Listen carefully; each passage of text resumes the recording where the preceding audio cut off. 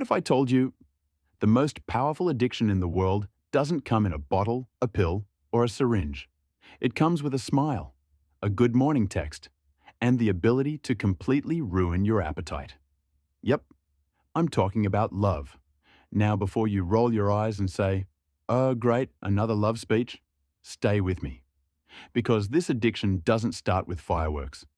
It starts quietly, innocently, like, "Oh, they're just nice."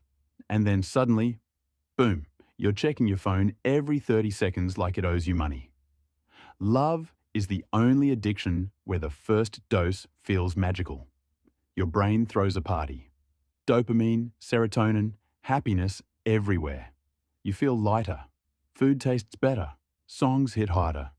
Even that random streetlight looks poetic. You're smiling at nothing like a confused cartoon character. And the crazy part? You don't even notice you're hooked. You start planning your day around one person. You replay their voice in your head like it's your favorite song. You see their name pop up on your phone, and suddenly you forget all your problems, including the ones they caused. That's addiction behavior, my friend. Think about it. When someone you love doesn't reply, your brain goes into panic mode. Did I say something wrong? Are they mad? Did they die?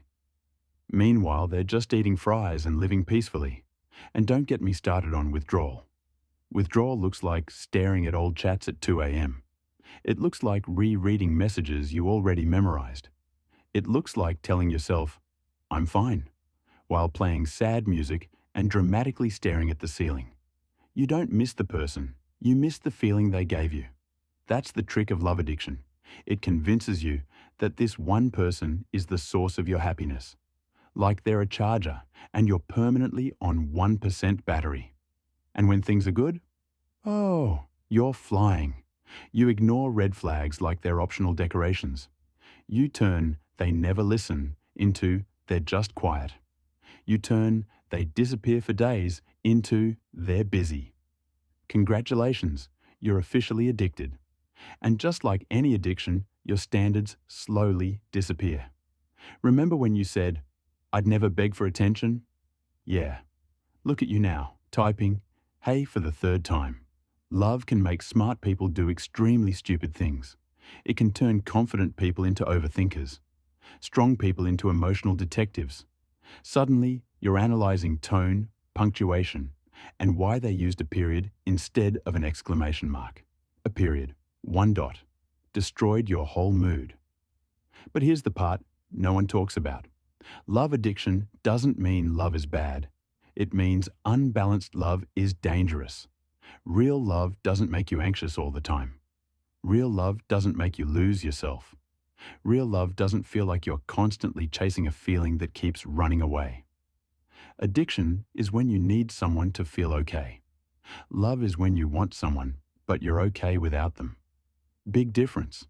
And the moment you realize that, that's when the addiction starts losing its power. You stop needing constant validation. You stop romanticizing disrespect. You stop confusing attention with affection. You start choosing peace over intensity. Because the truth is, the most addictive part of love isn't the other person. It's the version of you that comes alive when you feel chosen. So the real question isn't, how do I stop loving them? It's, why do I need someone else to complete me? Answer that. And suddenly, love stops being an addiction. It becomes a choice. And that choice? That's where real love begins.